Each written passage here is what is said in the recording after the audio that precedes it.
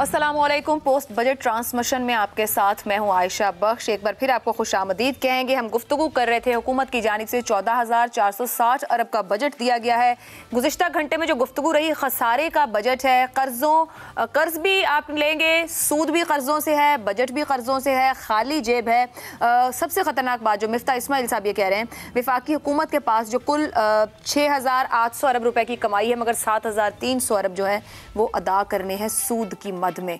तो बात यह है कि आपके पास था क्या जिस पे बजट बनाया गया? क्या यही मैक्सिमम पॉसिबल बजट था? तनख्वाहों में इजाफा किया गया है, पेंशन की मद में इजाफा किया गया है, IMF के साथ डील होना अभी बाकी है। क्या इससे बेहतर बजट दिया जा सकता था या बेहतरीन बजट इसहाक डार साहब ने दिया है? क्योंकि एक रिकॉर्ड तो उन्होंने बनाया है 7वां बजट देकर। इसी पर गुफ्तगू करेंगे। 2023-24 का जो बजट दिया गया है, तालीम और आला तालीम के लिए 82 अरब और सेहत के शोबे के लिए 26 अरब रखे गए हैं। लैपटॉप स्कीम जो कि प्राइम मिनिस्टर का प्रोग्राम है, उसके अंदर 10 अरब रुपए की रकम मुख्तस की गई है। एक डिफरेंट कहा जाए या मुख्तलिफ अंदाज में IT सेक्टर को फैसिलिटेट करने की कोशिश की गई है, जिसके ऊपर थोड़ी बात भी हुई। IT बरामदात बढ़ाने के लिए 0.25% की रियायती शरह लागू की जा रही है। साथ ही साथ SMEs का दर्जा भी दिया गया है। गुफ्तगू के लिए हमारे साथ शरीक गुफ्तगू रहेंगे डॉक्टर खाकान नजीब साहब, खुर्रम शहजाद साहब, मोहम्मद जैगम खान साहब हमारे साथ हैं। गुफ्तगू के सिलसिले को आगे बढ़ाते हैं। एक बार फिर से खुर्रम शहजाद साहब, बजट आपकी नज़र से गुजरा, आप इस पर राय भी दे रहे हैं, तज्जिया भी दे रहे हैं। अगर मैं रखूं, क्योंकि बहुत सी रिस्ट्रिक्शंस या रिस्ट्रेंट भी थी इस बजट के साथ, जब आप ये कहें कि आप खाली जेब हैं और आपको बजट बनाना है 25 करोड़ आवाम के लिए, किस तरीके से बजट बनाया जा सकता है? मैक्सिमम पॉसिबल पॉजिटिव बजट दिया है हुकूमत ने, एक माशी बजट, मुतवाजिन बजट कहेंगे, पॉलिटिकल इलेक्शन बजट दिया है एक पॉपुलिस्ट अप्रोच के साथ, ये सोचे बिना कि ये साल कैसे पूरा होगा, जेब पर कितना भार बनेगा। जी अस्सलाम वालेकुम, शुक्रिया मुझे शो में लेने के लिए। देखें, पहली बात तो ये कि इस पे शायद हमारा एक कंसेंसस होगा कि ये एक पॉपुलिस्ट बजट है, और जब आपकी किटी में कुछ होता नहीं है और आप पूरा का पूरा जो है उसे कर्जों के थ्रू फंड करने की बात करते हैं, कर्जों के थ्रू पूरा करने की बात करते हैं, तो इसका मतलब ये कि जो खसारे का बजट है, और इतना डीप खसारे का बजट है जो कि आपको शायद आप अफोर्ड ना कर सकें। और ये भी हमें देखना चाहिए कि एक्सपेक्टेशंस हमारी बहुत ज़्यादा होती हैं हमेशा बजट से, लेकिन एक्सपेक्टेशंस को हमें लो रखना चाहिए, ये देखते हुए कि आगे इलेक्शंस हैं और कोई भी पॉलिटिकल गवर्नमेंट जो होती है वो डेफिनेटली इस चीज़ को अकाउंट फॉर करती है कि उसका पॉलिटिकल कैपिटल इस बजट डॉक्यूमेंट के थ्रू जो है रिकवर हो सके। और ख़ासकर जब लास्ट ईयर में आप होते हैं तो डेफिनेटली इस गवर्नमेंट ने भी ये करना था और ये जहन में रखना था कि आगे जो है 2 महीने की मेरे ख्याल में गवर्नमेंट का टेनर बाकी है, और 2 महीने के बाद एक इंटरिम गवर्नमेंट आ जाएगी और उसके बाद फिर नई गवर्नमेंट आएगी। इलेक्शंस होंगे, नवंबर में होते हैं, फिर दिसंबर जनवरी में जाके आपको एक नया जो है वो मैंडेट मिलेगा किसी गवर्नमेंट को, चाहे कोलिशन गवर्नमेंट हो या मेजॉरिटी हो। तो मेरे ख्याल में उस वक्त जाके फिर IMF के साथ जो प्रोग्राम होगा उस वक्त तय किया जाएगा कितना बड़ा प्रोग्राम होगा, क्या आगे लाएअमल होगा। तो आपको ये सोचना चाहिए कि 2-3 महीने का ही बजट होगा, उसके साथ क्या किया जा सकता था। देखें, बिल्कुल बेहतरी की जा सकती थी। टैक्सेस जहां लगाने, देखिए 2 एरियाज हैं, टैक्सेस और अखराजात। टैक्सेस जहां लगाने चाहिए थे वहां ऑफकोर्स नहीं लगे, और अखराजात जहां से कम करने चाहिए थे वो कम नहीं हुए। तो डेफिनेटली ये एक जो है वो जो एक कहते हैं स्ट्राइकिंग अ बैलेंस, और खासकर जब अनयूजुअल सर्कमस्टांसेस होते हैं, जब आपके साथ IMF नहीं खड़ा हुआ, आपके पास $25 अरब की पेमेंट है वेरी नेक्स्ट ईयर, और आपके पास सिर्फ $4-4.5 अरब आपकी किटी में पड़े हैं। तो सबसे बड़ा सवाल ये होना चाहिए नंबर 1 कि आपको ये मैनेज कैसे आप करेंगे। आप पूरा का पूरा अपना कर्जा रोल ओवर भी कर लें अपने बायलैटरल के साथ, यानी कि सऊदी अरेबिया, चाइना, UAE इन सब के साथ, और वर्ल्ड बैंक IMF भी आपको कहे जी आगे कर दे कर्जे, फिर भी $6-7 बिलियन का शॉर्टफॉल बनता है। तो वो आप कैसे पूरा करेंगे? तो मेरे ख्याल में गवर्नमेंट ने शायद इस चीज़ को नहीं कंसिडर किया उस तरह से कि हमें जो है IMF के साथ जाना है और IMF के साथ कोई एफर्ट्स करनी है और फिर इकोनॉमी को जो है ना वो ट्रैक पे लाना है। उन्होंने ये सोचा कि हम जो है टैक्सेस लगाते हैं, एग्जिस्टिंग टैक्स पे से टैक्सेस लगाते हैं और अपना जो एक पॉलिटिकल कैपिटल है वो बचाते हैं। एग्रीकल्चर को आपने मुराद दी, आपने जो गवर्नमेंट एम्प्लॉइज को मुराद दे दी, पेंशन में कुछ दे दिया। इससे बहुत बेहतरी हो सकती थी अगर टैक्स एडिशनल टैक्सेस ना लगते। खुर्रम शहजाद साहब, कतई कलामी की आपने बड़ा वो पॉइंट रखा है जिसके ऊपर वाकई डिस्कशन हम भी गुज़िश्ता 1 घंटे से कर रहे हैं। आपने इसमें एक बात बोली, मैं उसको थोड़ा चाहूंगी आप इलैबोरेट कीजिए। आपने कहा टैक्सेस जहां लगाने थे वहां नहीं लगाए, अखराजात जहां कम करने थे वहां नहीं किए। जरा हमारे लिए थोड़ा खोलिएगा, क्योंकि एक तो टैक्स तो एक कोई टैबू बन गया हमारे यहाँ के, उसके ऊपर ना खुल के बात होती है, ना उसके लिए कोशिश होती है, ना कोई रिफॉर्म्स होते हैं। कहाँ टैक्स नहीं लगने चाहिए थे लगा दिए गए और कहाँ से अखराजात हो सकते थे कम, हुकूमत ने नहीं किया? देखें, सबसे पहले टैक्सेस कहाँ लगाए जा सकते हैं, हम सब ये बात करते आए हैं। 3 एरियाज हैं बड़े जहाँ पे टैक्सेस लगते, तो कम से कम 1 ट्रिलियन, वैसे तो उसका एस्टिमेट 2 ट्रिलियन और 3 ट्रिलियन है, कम से कम 1 ट्रिलियन या 500 से 800 अरब रुपया एडिशनल जनरेट हो सकता था। नंबर 1 जो है ना वो रिटेल सेक्टर है। रिटेल सेक्टर आपकी इकोनॉमी में 20% कंट्रीब्यूट करता है और 1% जो है वो टैक्स देता है। इसी तरह एग्रीकल्चर सेक्टर है, वो 20% इकोनॉमी का, अब तो शायद 22-23% दोबारा हो गया है, और 1% टैक्स देता है। इसका मतलब ये हुआ कि पूरी इकोनॉमी का जिन सेक्टर्स का कंट्रीब्यूशन 45% तक है वो सिर्फ 2% टैक्स देते हैं, और बाकी जो सेक्टर्स हैं जिनका वेट 55% है वो 98% टैक्स देते हैं। तो आप देखें कि टैक्स किस तरह से बेहतर हो सकता था और कहाँ पे टैक्स लगाना चाहिए था। लेकिन ऑफ कोर्स आपको पता है ट्रेडर्स और रिटेलर्स ये सारे एक वोट बैंक का भी हिस्सा होते हैं। डेफिनेटली बहुत मुश्किल है। इसी गवर्नमेंट के पिछले फाइनेंस मिनिस्टर ने लगाया था, उनके लिए प्रॉब्लम हो गई थी, वो दोबारा से वापस ले लिया। अब मैं आता हूँ खर्चों पे।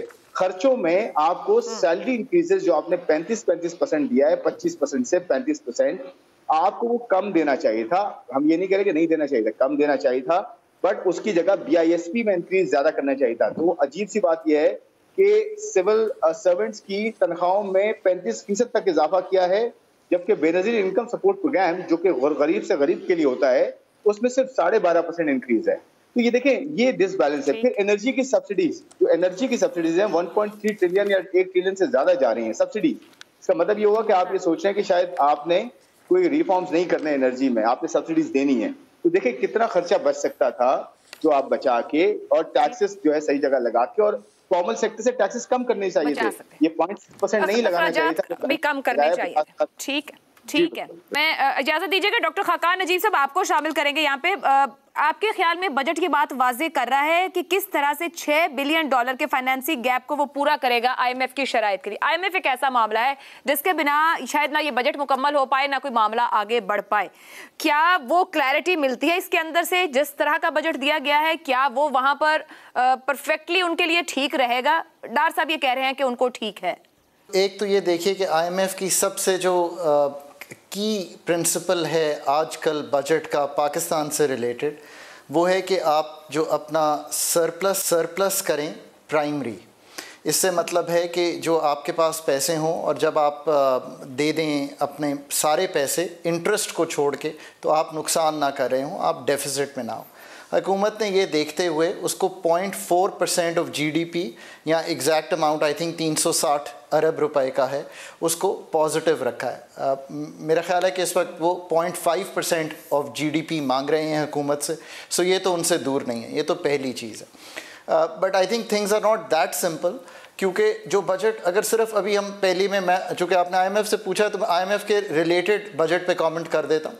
आई थिंक कि एक तो वो आपका जो 9,200 अरब रुपया जो आपने टैक्स का हदफ रखा है, और मेरी एक्सपेक्टेशन इतनी नहीं थी कि हम शायद कोई टैक्स में बहुत आगे बढ़ जाएंगे और हम सेक्टर्स हैं इनको कर लेंगे, इसलिए कि I worked with the government for good more than a decade. I know कि आज जो पॉलिटिकल कंपल्शंस खड़ी हैं और जहाँ पे हुकूमत खड़ी है, वहाँ पे ग्रोथ जैसे बार बार अथॉरिटीज़ कहती हैं वो क्या है, जो मार्जिनल ग्रोथ आनी है, यानी कि 7,100 पे ये साल ख़त्म करेंगे, वहाँ से वो समझेंगे कि तकरीबन 20% ग्रोथ अगले साल आ जाएगी। ये क्यों आ जाएगी?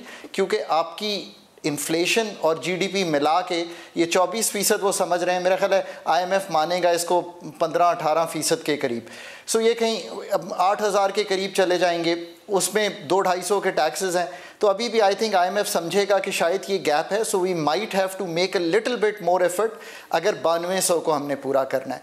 The other area I think is of concern to IMF will be के खर्चे जो हैं, ये तो नहीं मैं शायद समझ रहा था कि जो रिफ़ॉर्म मैं चाहता हूँ हुकूमत में रह के करना, जैसे पेंशन्स का रिफ़ॉर्म है, जैसे सब्सिडी का रिफ़ॉर्म है, जैसे हमें अपनी civil running of the civil government को तब्दील करना है कम्प्लीटली 18वीं तरमीम को सोच के, कि ये सारा कुछ किया जा सकता था।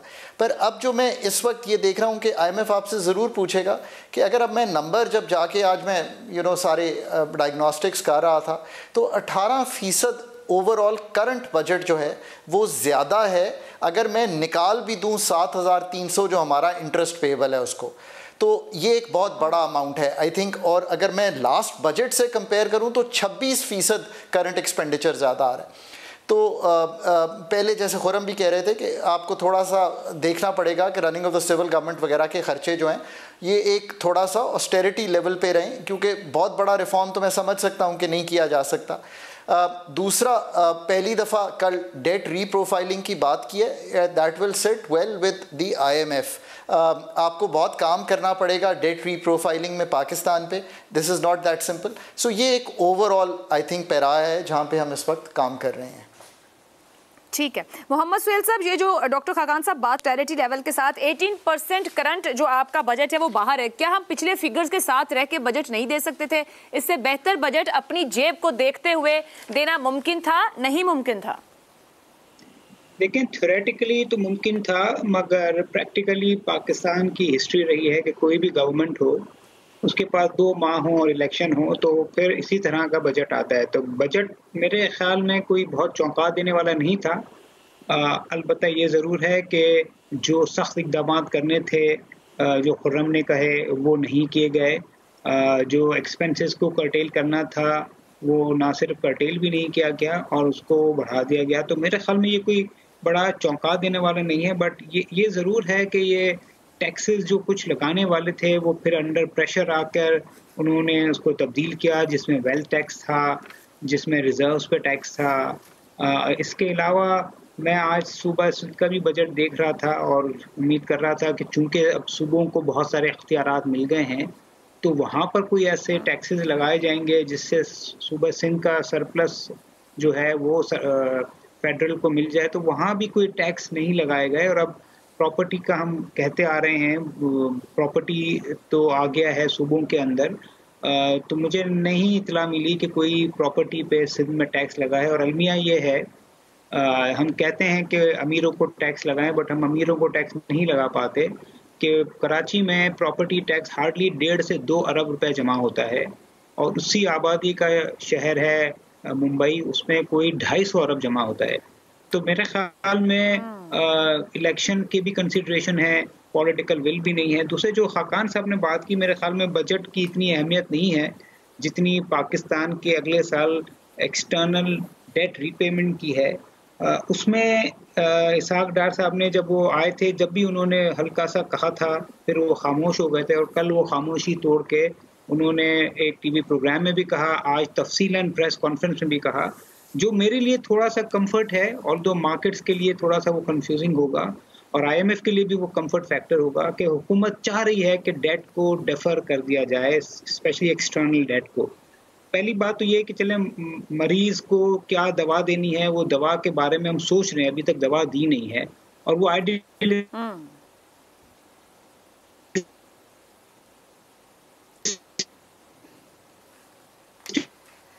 सुहेल साहब की आवाज़ नहीं आ रही है। ज़ैगम साहब मैं आपकी तरफ आती हूँ। यहाँ पर बात हुई एग्रीकल्चर सेक्टर की, फिर रिटेल सेक्टर की हुई, अभी सुहेल साहब प्रॉपर्टी सेक्टर की भी बात कर रहे हैं। जितना बड़ा कोई भी सेक्टर है वहाँ से टैक्स उस तरह से इकट्ठा नहीं हो पाता है या वो इकट्ठा हम कर नहीं पाते हैं। सारे का सारा पॉलिटिकल विल कहा जाए या फिर मैं इसको यूँ रख लूँ सादा ज़बान में कि वो अशराफिया या डिसीजन मेकर्स जो ऊपर बैठे हैं वो अपनी सहूलत के हिसाब से इस बजट को डिज़ाइन करते हैं, फिर इसी बायस इसका ट्रिकल डाउन नहीं होता है। मैं आपके दूसरा जो एनालिसिस है या दूसरा जवाब है उसके साथ जाऊंगा। मेरी नज़र में पाकिस्तान एक तगड़ी स्टेट है। जब इसमें पॉलिटिकल विल होती है तो बड़े बड़े टेढ़ों को ये सीधा कर देती है। हमने देखा है, बार बार देखा है कि बहुत मुश्किल लोगों को, बड़ी बड़ी टेररिस्ट ऑर्गेनाइजेशंस को सब कुछ कर सकती है। ऐसी बात नहीं है, पाकिस्तान उस तरह की रियासत नहीं है जिसके पास इन्फोर्समेंट की पावर ना हो। लेकिन मसला पाकिस्तान में ये है कि पाकिस्तान में जिस तरीके से सरमाए और रियासत का एक गठजोड़ शुरू हुआ है, ख़ास तौर पर ज़ियाउल हक़ के दौर से, जिस तरह कारोबार सियासत में आया है और सियासत कारोबार में गई है, यानी ऐसे सेक्टर्स जो क्रोनी सेक्टर्स कहलाते हैं, जो चल ही इस वजह से सकते हैं कि उनका हुकूमत के साथ गठजोड़ हो, फिर ऐसे ग्रुप्स, ऐसे मफादात के ग्रुप्स, ऐसे बिजनेसेस जिनकी खुशनुदी बहुत अरसे से हुकूमतों के लिए बड़ी इम्पॉर्टेंट हो गई है। अब आप देख लीजिए, जिन सेक्टर्स का आपने नाम लिया इसमें से 1-2 सेक्टर्स मैं भी ऐड कर लूँगा। आप रिटेल को देख लीजिए, बताया गया कि 20% मईशत में हिस्सा है, 1% टैक्स नहीं देते। करीब तरीन मिसाल है, पिछली थोड़ी सी 2-3 साल पहले चले जाएं, 4 साल पहले, तो इमरान खान साहब ने, पीटीआई के साबिक चेयरमैन साहब ने, उन्होंने लेने की कोशिश की टैक्स। फजलुर रहमान साहब का उस वक्त धरना था तो वो भाग गए। अभी 1.5 साल पहले की बात है, उस वक्त के जो वज़ीर ख़जाना थे मिफ्ता इस्माइल साहब, उन्होंने इनडायरेक्ट तरीके से बड़ा थोड़ा सा टैक्स लेने की कोशिश की और उस वक्त मरियम बीबी ने सिर्फ एक ट्वीट की और मिफ्ता इस्माइल साहब को भागना पड़ा। शटर पार इतनी इंपॉर्टेंट हो गई है, इतना इंपॉर्टेंट हो गया कि रिटेलर्स को खुश रखा जाए। एग्रीकल्चर, बड़े बड़े एग्रीकल्चरिस्ट जो हैं वो बैठे हुए हैं आपकी असम्बली में, वो एक पावरफुल लॉबी है। इसके साथ साथ जो रियल एस्टेट है वो खुद एक बहुत इंपॉर्टेंट फैक्टर बन गया है। लेकिन मैं ऐड करना चाहूँगा, सर्विसेज सेक्टर में जो मिडिल क्लास है, मिडिल क्लास टैक्स नहीं देती, सिर्फ तनख्वाहदार मिडिल क्लास टैक्स देती है। कितने डॉक्टरों को जो आप जानते हैं जो टैक्स देते हैं, कितने इंजीनियर्स को आप जानते हैं जो टैक्स देते हैं। वुकला को देख लीजिए जो कानून पे अमल दरामद कराते हैं, कितने वुकला टैक्स देते हैं। और सितम ये है कि इन वुकला में से बहुत से वुकला जज भी बन जाते हैं जिनकी कोई हिस्ट्री नहीं होती टैक्स देने की, और वो जज बनकर आ जाते हैं। तो कैसे अपने आप को टैक्स करेंगे? तो पाकिस्तानी अशराफिया ना तो अपने आप को टैक्स करना चाहती है और ना ही उन सेक्टर्स को टैक्स करना चाहती है जिन सेक्टर्स के साथ उनका एक गहरा ताल्लुक है, वोटिंग का ताल्लुक है, या वो उनके इन्वेस्टर हैं, या किसी और तरीके का ताल्लुक है। ठीक है। खुर्रम शहजाद साहब, ऊपर पिछले घंटे में आप गुफ्तगू कर रहे थे, उस वक्त हमारी एक्सपर्ट की जानिब से ये जो अब वो टैक्स की जो बात हो रही, तो मैं उसको कि डॉक्यूमेंटेशन ऑफ इकोनॉमी की बार बार हर हुकूमत बात कर रही है, गुज़िश्ता कुछ सालों से कर नहीं पाते हैं, तो उन्होंने कहा डीलिंग कर देना चाहिए, क्योंकि इस वक्त भी आपका तमाम का तमाम जो इकोनॉमी है वो ब्लैक मनी के ऊपर चल रही है, ये डॉक्यूमेंटेशन ऑफ इकोनॉमी हो नहीं पा रही है, तो डीलिंग करने में मामला शायद बेहतर हो जाए। आपकी राय इस पर क्या है? देखिए, आपको पता है जब टैक्स लगाया जाता है ना, तो टैक्स का मकसद भी होता है कि ना सिर्फ आपको रेवेन्यू जनरेट किया जाए, बल्कि इससे बड़ा मकसद ये होता है कि एक डायरेक्शन बताई जाती है इकोनॉमी को, बिजनेसेस को, इन्वेस्टर्स को एक डायरेक्शन बताई जाती है, एक इंडिविजुअल को, एक आम आदमी को, कि टैक्सेस क्यों लग रहे हैं, किस सेक्टर पे लग रहे हैं, कितना रेट लग रहा है, किस इंडिविजुअल पे लग रहे हैं और क्यों लगाए जा रहे हैं। तो डायरेक्शन बताई जाती है। मिसाल के तौर पर अगर किसी सेक्टर को आपने डीमोटिवेट करना है या इनफैक्ट किसी सेक्टर को आपने प्रमोट नहीं करना, तो वहाँ टैक्सेस ज़्यादा लगाए जाते हैं। किसी सेक्टर को आपको प्रमोट करना है तो वहाँ टैक्सेस कम किए जाते हैं ताकि वहाँ इन्वेस्टमेंट ज़्यादा हो और इकोनॉमी को फायदा हो।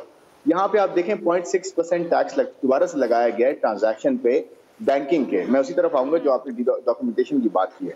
0.6% आपको याद होगा, मेरे ख्याल में 2015 या 17 में लगाया गया था, और उस वक्त कैश जो है ना, इसे हम कहते हैं करेंसी इन सर्कुलेशन, कि लोगों के हाथ में कैश कितना चला जाता है, कैश इकोनॉमी कितनी बढ़ जाती है।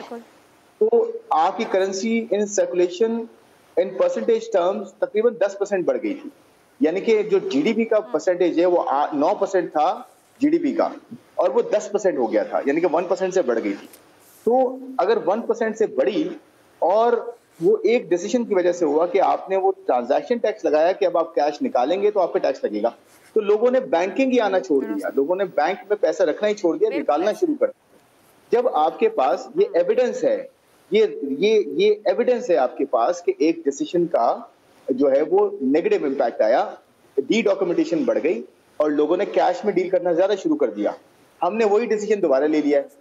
तो मेरा कहने का मतलब ये है कि हम क्या सोच रहे हैं, हम डायरेक्शन क्या दे रहे हैं कि क्या हम कैश इकोनॉमी को प्रमोट करना चाह रहे हैं, या हम ये कह रहे हैं कि भाई आप डॉक्यूमेंट हो जाओ, हम आपको इंसेंटिवाइज करते हैं, डॉक्यूमेंटेशन अपनी कराओ, आ जाओ, आसान करते हैं। मुझे लगता है एक ब्रेक पे जाना है और यही वो पॉइंट है जिस पे मैं चाहती हूँ कि हम डिस्कस करें कि आखिर क्यों पाकिस्तान के शहरियों का अपनी हुकूमत पर वो ट्रस्ट क्यों होता है। अभी हमने बहुत से सेक्टर्स की बात की कि उनका हजम बहुत ज्यादा है मगर टैक्स नहीं है, ये रेवेन्यू जनरेट क्यों नहीं कर पाते और वो ट्रस्ट का फैक्टर क्यों नहीं होता। डॉक्टर खाकान नजीब से जानेंगे ब्रेक के बाद। पब्लिक पॉलिसी एडवाइजर भी रह चुके हैं, फॉर्मर एडवाइजर भी हैं मिनिस्ट्री टू फाइनेंस के, बेहतर तौर पर शायद समझा पाएं कि वहां कौन सा लिंक है जो एस्टैब्लिश गवर्नमेंट्स नहीं कर पाती। इस ब्रेक के बाद आपको इस खुसूसी ट्रांसमिशन में एक बार फिर खुशामदीद कहेंगे। सुहेल साहब, आपके ख्याल में कहां ये लिंक नहीं एस्टैब्लिश होता या फिर डी लिंक होना ही इस डॉक्यूमेंटेशन ऑफ इकोनॉमी का जरूरी है, शायद उसमें चीजें ग्रो करें? लेकिन जिन सेक्टर की बात हो रही है कि एग्रीकल्चर पे टैक्स नहीं है, रिटेल पे टैक्स नहीं है, आई थिंक ये 10 साल पहले भी बात होती थी, 20 साल पहले भी होती थी, 40 साल 50 साल पहले भी होती थी। सर कतई तो मेरे ख्याल में देखिए ये सेक्टर की भी बात की गई है, उसका जो मिडिल क्लास है, जो तनख्वाहदार तबका नहीं है, वो भी अपने आप को कहीं रजिस्टर नहीं कराता है। जी किसकी बात कर रही हैं आप? आवाज कट के आप सर्विसेज सेक्टर की, जिस मिडिल क्लास की बात कर रहे थे ज़ैगम खान साहब भी, आपके फिर वो इंजीनियर्स हैं और बेतहाशा प्रोफेशंस हैं, वहाँ पे लोग नहीं, डॉक्टर्स हैं, मतलब है जो सरकारी नौकरी पे नहीं है, जो किस सोर्स पे आपकी तनख्वाह पे टैक्स कट जाए वहाँ तो कटेगा, अदरवाइज लोग सिस्टम का हिस्सा बनने को तैयार नहीं होते। जी बिल्कुल, आपने सर्विसेज सेक्टर कहा, बिल्कुल आपने सही फरमाया। लॉयर्स हैं, डॉक्टर्स हैं, एजुकेशनल इंस्टीट्यूशंस हैं, ब्यूटी पार्लर्स हैं, वो भी टैक्स नहीं देते हैं। लेकिन मसले दो हैं। मसले इसलिए हैं कि जिस तरह एग्रीकल्चर में और रिटेल में, होलसेल में, जो एक तो ऑब्वियसली पॉलिटिकल विल नहीं है, फिर दूसरा ये जब से एनएफसी हुआ है 12-13 साल पहले, बहुत सारे एरियाज इंक्लूडिंग जो इस एरिया की हम बात कर रहे हैं वो प्रोविंसेस में चले गए हैं, वहाँ पे विल ज़्यादा नहीं है। बट इसके साथ आयशा ये भी प्रॉब्लम है कि इनका कलेक्शन का मेथड बहुत ज़्यादा इफेक्टिव और ट्रांसफर, जो नौकरी पेशा अफराद हैं रजिस्टर्ड होती हैं एससीसी के पास, तो वहाँ पे एम्प्लॉय उसका टैक्स काट देता है। तो मेरे ख्याल में ये, और ये जो बजट है आई थिंक उसको तो इस पे फोकस शायद करना ही नहीं था, क्योंकि ये 2 महीने का बजट। अलबत्ता जो चीज़ें जिस तरह मैंने कहा कि टैक्सिंग द रिच, एक ऐसा टाइम जब पाकिस्तान क्राइसिस में है, एक ऐसा टाइम जब पाकिस्तान की पेमेंट इतनी है कि हमें नहीं पता तो टैक्स किया जा सकता था। एक ना सिर्फ कुछ सुपर टैक्स तो बढ़ाया गया है, वो बढ़ाया नहीं गया, पिछले साल का रखा गया है। इसके अलावा भी बहुत सारी चीज़ें हैं जो अमीर खरीदते हैं, वो ट्रैवलिंग करते हैं, वो गाड़ी खरीदते हैं, वो होटल को तो टैक्स किया जा सकता था। यानी मैं कह रहा हूँ कि जो अमीरों की चीज़ें हैं, बट वो भी नहीं किया गया पॉलिटिकल मकासद के लिए। और जिस तरह पहले हमारे मेहमानों ने कहा कि ये बजट चल नहीं सकता है क्योंकि रेवेन्यू इतना कलेक्ट होगा नहीं, खर्चे बढ़ जाएंगे, क्योंकि सैलरीज तो जुलाई से सारे सरकार में जो काम करते हैं बढ़ जाएगी। तो ये डेफिनेटली मुझे तो लगता है कि हो सकता है कुछ एडजस्टमेंट तो केयर टेकर गवर्नमेंट ही कर दे अगर हालात खराब है। बाकी एडजस्टमेंट जो है वो नहीं आने वाली हुकूमत कर देगी। तो मेरे ख्याल में इसमें पॉलिटिकल विल का भी मसला है, और जो स्ट्रक्चरल चेंजेस हुए हैं, चूंकि बहुत सारे इख्तियार सूबों को चले गए हैं, तो वहाँ भी थोड़ा सा फोकस कम है, क्योंकि सूबे जो हैं उनका खसारा इतना बड़ा नहीं होता और वो सारा मलबा जो है फेडरेशन पे गिर जाता है। डॉक्टर खाकान साहब, मजमूई रेवेन्यू की जो वसूलियां हैं 12,163 हैं, सूबों का शेयर 5,276 है। अभी यहाँ गुफ्तगू हुई कि ये तो 2 माह का ही मामला है, निगरान सेटअप आ गया तो कुछ वो करेक्शन करेगा, कुछ आने वाली हुकूमत करेक्शन करेगी। मगर बेसिक सवाल वही है कि जाहिर बात है जब तक आपका रेवेन्यू इस हद तक जनरेट नहीं होता, वो तमाम लोग जो इनकम अर्न कर रहे हैं वो इस सिस्टम का हिस्सा नहीं बनते, तो शायद हम कभी भी इसमें से निकल नहीं सकेंगे। उसके लिए आपके ख्याल में प्रॉब्लम किस जगह पर है? कौन सा लिंक है जो हुकूमतें इस्टेब्लिश नहीं कर पाती, या तमाम के तमाम मामलात वहां आपके पॉलिटिकल स्टेक्स की वजह से सॉर्टेड आउट नहीं होते हैं? तो आयशा, सोहेल भाई की बात को आगे लेके चलते हैं। एक तो बात ये दुरुस्त है कि बहुत से मामलात प्रोविंसेस के पास चले गए हैं। मैं भी बहुत ख्वाहिश रखता हूं कि एग्रीकल्चर इनकम टैक्स कलेक्ट होना चाहिए। Let me give you a figure. पूरे मुल्क की जो हुजम है हमारे जीडीपी का, यानी कि पूरे मुल्क, अब जीडीपी को आसानी समझ लीजिए, जो पूरा मुल्क कमाई करेगा या जो हमारी इकॉनमी का हुजम है, उसका 20% जो है वो एग्रीकल्चर है। हम कई दफ़ा ये कहते हैं कि देखें कितने पैसे हमने ट्रांसफ़र किए हैं वहाँ पे। बम्पर क्रॉप अभी वीट की आई, अब वो पूरा जो सिस्टम है वो प्रोविंसेस के पास है। सो यहाँ तक बात ठीक है। अब उसका जो पूरा एग्रीकल्चर इनकम टैक्स कलेक्ट हो रहा है, आप हैरान होंगी अगर मैं आपके सामने फिगर रखूँ कि पूरा मुल्क 7,100 अरब रुपया टैक्स देगा इस साल। एग्रीकल्चर इनकम टैक्स 4 अरब कलेक्ट होगा। सो फेडरेशन पे बोझ बढ़ता चला जा रहा है। इस बजट से जो सबसे ज़्यादा बात अयां हुई है वो ये है कि फेडरल फिस्कल फ्रेमवर्क जो है वो अनसस्टेनेबल है, अनटेनेबल है। मैं इससे ज़्यादा ज़ोर दे के ये बात कह नहीं सकता। अब ये 4 अरब जो है, अगर प्रोविंसेस 4 मिलके कलेक्ट करेंगी, और अगर कराची जैसा शहर जैसे इमूवेबल प्रॉपर्टी पे नहीं कलेक्ट करेगा पैसे, तो ये मुल्क कैसे चलेगा? तो अब आ जाइए आप ज़रा फेडरल पे। 2200 अरब की और ये हुकूमत ने ख़ुद कहा है, ये नहीं है कि मैं अब आपको कोई रिसर्च का फिगर दे रहा हूँ। इकोनॉमिक सर्वे में हुकूमत ने लिखा है कि हमने एग्जेम्पशंस और कंसेशंस दिए हुए हैं। मेरा ख्याल है इसमें से आसानी से बहुत से ऐसे होंगे जो हमें वापस ले लेने चाहिए, कंसिडरिंग द फैक्ट कि हम कहाँ खड़े हुए हैं।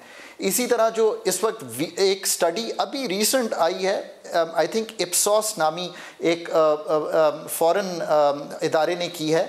उन्होंने 4 सेक्टर्स जो हैं हमारे, रियल एस्टेट है, टायर्स है, ऑयल एंड ल्यूब्रिकेंट्स हैं, इनमें जाकर देखा है तो जो टैक्स की इसमें पोटेंशियल है फेडरल गवर्नमेंट के लिए given the taxation in progress, और वो 960 अरब रुपए का है। अब 2201 मैंने आपके सामने रखे हैं, 960 मैंने एक रखे हैं। एक VAT की एक स्टडी है, उस पर एक 3% का गैप वहाँ पे है, वो एक खुद बहुत बड़ा अमाउंट बन जाता है। अब एक और फिगर आपके सामने रखता हूँ। पाकिस्तान में मेरे ख्याल है 30 लाख इस वक्त जो है वो कमर्शियल, इंडस्ट्रियल और रिटेल जो हैं वो रजिस्टर्ड हैं। 70,000 उसमें से सिर्फ इस वक्त सेल्स टैक्स दे रहे हैं। सो ये फ़ैसले सारे आपने करने हैं। फिर मैं एक चीज़ कहा करता हूँ कि अगर आपने वाकई कोई काम करना है, सोहेल साहब अमीरों की बात कर रहे थे कि वो अमीर होते चले जा रहे हैं, वेल्थ टैक्स उठाना तो बिल्कुल ठीक मेजर था, पर वेल्थ टैक्स अगर आपने उठा दिया दुनिया की मिसालें देकर, तो दुनिया में अगर मैं अमेरिका में रहता होता और मेरे वालिद साहब वही होते जो इस वक्त पाकिस्तान में एक अच्छे कार्डियोलॉजिस्ट हैं, जब उनकी वेल्थ इनहेरिटेंस में मुझे ट्रांसफ़र होगी तो क्या टैक्स दूंगा मैं आयशा पाकिस्तान में? 0। यही मैं, अगर हम मिसाल देते हैं ना डेवलप्ड मुल्कों की, मैं वहाँ पे होता तो मुझे एक हैंडसम टैक्सेशन देना पड़ता, तभी इक्वालिटी क्रिएट होती है। तो क्लियर है कि पाकिस्तान का टैक्स, जानना चाह रही हूँ कि ये हम क्यों नहीं कर पाते, जितना आपने कहा अभी वैट का मामला लेकर, ये भी कमर्शियल और इंडस्ट्रियल कनेक्शंस की आपने बात की कि 30 लाख हैं, 70,000 से भी कम रजिस्टर्ड हैं, ये जो भी आपने इनहेरिटेंस उसकी बात की, मेरा यही तो सवाल है कि हम लोग क्यों नहीं अपना कोर्स करेक्शन कर पाते, कमजोरी कहाँ है, कौन सा लिंक इस्टेब्लिश नहीं होता गवर्नमेंट का और उसका सिटीजन्स का? तो आसान लिंक तो लोग जो सब कहेंगे वो कहेंगे पॉलिटिकल विल। मैं थोड़ा सा इससे ना डिसएग्री करता हूँ। शायद सरकार में मैंने इतना वक्त गुजारा है तो मैं चीज़ों को थोड़ा सा एक और निगाह से भी देखता हूँ। पॉलिटिकल विल से कोई डिसएग्रीमेंट नहीं है, लीडरशिप की विल होगी तो चीज़ें होंगी। एक ये है कि हमारी एक एलीट है, उसका माइंडसेट तब्दील करना पड़ेगा। अब आप ये this is a very very important point. What do I mean by this? देखिए, दुनिया भर में एलीट होती है। अमेरिका की जो 95% वेल्थ है वो 5% लोग जो हैं वो संभाले हुए हैं। ये चक्कर नहीं है, पर फ़र्क है एक हमारी एलीट में और उनकी एलीट में। हमारी जो एलीट है ना वो अनप्रोडक्टिव एलीट है, वो उन कामों में पड़ गई है और उसमें स्टेट पॉलिसी का बहुत बड़ा हाथ है। उसको उन कामों में हमने डाल दिया है जो unproductive sectors of the society हैं। आपको अपनी एलीट का माइंडसेट चेंज करना पड़ेगा। एलीट को बुरा भला कहने से कुछ नहीं होगा। इन्हीं लोगों के पास वेल्थ है, इन्होंने ही इन्वेस्ट करना है। आपकी एलीट को दुनिया से बहुत फ़र्क बना दिया गया। ये नंबर 2 चीज़ है। तीसरी चीज़ देखें जी, बड़ी क्लियर है। दुनिया में ना कोई भी खुश होकर टैक्स नहीं देता। मैं पहले ऑस्ट्रेलिया में काम करता था, अब मैं यूरोप में काम करता रहा हूँ। आपका ख्याल है कि मैं खुद जाकर वहाँ पे कहता था कि आइए मेरे से टैक्स लीजिए? ऐसा कतई तौर पे नहीं है। आपको पता है वहाँ पे टैक्स फॉर्म जो है वो कैसा आता है? Pre populated tax form. इसको समझिए, इससे क्या मतलब है? वो मुझे एक टैक्स फॉर्म भेजते हैं, वो खाली नहीं होता, उसमें भरा हुआ एक टैक्स फॉर्म आता है कि भाई साहब this is your tax in इस मद में, इस मद में, इस मद में। आपको अगर ठीक लगता है तो अपनी बाकी चीज़ें डाल के आगे बढ़िए, अगर ठीक नहीं लगता तो हमें बताइए कि आप क्या कह रहे हैं। सो पाकिस्तान को डिजिटाइजेशन, ऑटोमेशन, डेटा क्रिएशन हो चुकी है। असल मसला जो है, जो तीसरा मसला है, पहला हमारी इंस्टेबिलिटी, पॉलिटिकल विल सब, दूसरी एलीट किस तरह की है, तीसरा मसला जो है ना वो ये है कि कॉम्पिटेंसी नहीं है हमारी उस एग्जीक्यूटिव में जो एक जनरलिस्ट एग्जीक्यूटिव है। ये फैसला कौम को करना पड़ेगा कि इसको आपको तब्दील करें। बड़े जबरदस्त पॉइंट रखे, पॉलिटिकल विल, एलीट माइंडसेट और फिर टैक्स विद इंसेंटिव्स के ऊपर जाते हैं। एक ब्रेक लेते हैं। ब्रेक के बाद कौम ने फैसला करना है कि हुकूमत ने डायरेक्शन देनी है और फिर मामलात को लेकर आगे बढ़ना है। इस ब्रेक के बाद खुसूसी ट्रांसमिशन के इस आखिरी हिस्से में आपको एक बार फिर खुशामदीद कहेंगे। गुफ्तगू को आगे बढ़ाते हैं। मैं आपकी तरफ आऊंगी। खुर्रम शहजाद साहब, बड़े अच्छे से ऊपर डॉक्टर खाकान ने एक्सप्लेन किया कि प्रॉब्लम कहाँ है जब हमारा ये रेवेन्यू जनरेट और अब टैक्स नेट का बेस नहीं बढ़ता। कुछ उन्होंने एग्जेम्पशन और कंसेशंस की बात की। क्या पॉसिबिलिटी है कि ये रीथिंक होगा बजट आपके ख्याल में, और कहीं ना कहीं इसके अंदर चीज़ों को निकालना पड़ेगा, कम करना पड़ेगा इसके हजम को? देखिए, मेरे ख्याल में तो रिविजिट होने का टाइम नहीं है। हम सारे कोलीग्स यही बात कर रहे हैं कि 2 महीने का बजट है, 2 महीने की गवर्नमेंट है, फिर उसके बाद इंटरिम गवर्नमेंट आएगी, शायद वो कुछ चेंजेस कर दे, लेकिन उसका शायद मैंडेट इतना नहीं होता। फिर उसके बाद इलेक्शंस हो गए, नई गवर्नमेंट आएगी, फिर जाके वो गवर्नमेंट शायद सही ज़्यादा जो है बैलेंसिंग या ज़्यादा रियलिस्टिक बजट देगी, और IMF के साथ उसने क्योंकि बड़ा प्रोग्राम करना होगा, उस वक्त जाके ये सब चीज़ें शायद रिविजिट हों। बट लेट्स से इसमें भी बहुत सारी चेंजेस जो है एक्सपेक्टेड हैं और होनी भी चाहिए। मिसाल के तौर पे इसमें बहुत सारा एंगल ऐसा है, बहुत सारा कंटेंट ऐसा है जो कि डिसइंसेंटिव है बेसिकली इन्वेस्टमेंट के लिए, डिसइंसेंटिव है बेसिकली इंडस्ट्रियलाइजेशन के लिए, डिसइंसेंटिव है ऑनगोइंग इंडस्ट्रीज के एक्सपेंशन के लिए, ये एक्सपेंशन के लिए या ऑनगोइंग बेसिस पे सस्टेनेबिलिटी के लिए, क्योंकि इसमें कुछ इस तरह के टैक्सेस भी हैं जो कि उनको इलेबोरेशन की ज़रूरत है। मिसाल के तौर पे इसमें एक विंडफॉल लेवी की बात की गई है। विंडफॉल लेवी का मतलब ये होता है कि आपको एक क्विक रिटर्न कहीं से मिले, क्विक आपका कोई प्रॉफिट हो, क्विक आपका कोई गेन बने, जैसे कि ऑयल प्राइसेस में होता है। जैसे कि शरह सूद को अगर चेंज किया जाए तो बैंकों के प्रॉफिट्स बहुत तेज़ी से चेंज होते हैं, और या ऑयल प्राइसेस एकदम से गिर जाएं तो जो है रिफाइनरीज को फायदा हो सकता है, या ऑयल प्राइसेस एकदम से बढ़ जाएं तो ऑयल मार्केटिंग कंपनीज को इन्वेंट्री गेन्स होते हैं। इस तरह से E&P कंपनीज को होते हैं जो ऑयल एक्सप्लोर करती हैं।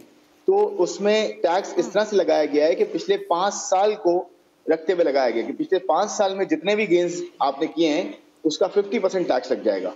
तो आप ये सोचें कि ऑलरेडी जो चीज़ टैक्स हो चुकी है और आपके प्रॉफिट से निकल के टैक्स नेट हो के टैक्स लग के प्रॉफिट बाकी जो नेट ऑफ टैक्स आ चुका है उस पर फिर आप वापस जाएंगे 5 साल तक। तो उसके दरमियान जैसे कि अभी हुआ ये कि एक्सचेंज कंपनीज या जो बैंक्स हैं इन्होंने बहुत बड़े गेन्स दिखाए कि जो एक्सचेंज यानी कि जो रुपये की डिवैल्यूशन हुई, रुपये नीचे गया, डॉलर ऊपर गया, इसकी वजह से बैंकों की प्रॉफिटेबिलिटी बहुत तेजी से बढ़ी है पिछले 2 सालों में। उसकी वजह से उनके ऊपर टैक्स लग सकता है। तो देखें, इस तरह के टैक्सेस से होता क्या है कि जो इंडस्ट्रीज होती हैं, इन्वेस्टर्स होते हैं, वो डीमोटिवेट होते हैं। तो इसको रिविजिट करना चाहिए। फिर 0.6% जैसे मैंने कहा, वो आपका जो बैंक की ट्रांजैक्शन पे लगा है नॉन फाइलर्स के लिए, वो आपकी कैश इकोनॉमी बढ़ा सकता है, उसको खत्म होना चाहिए।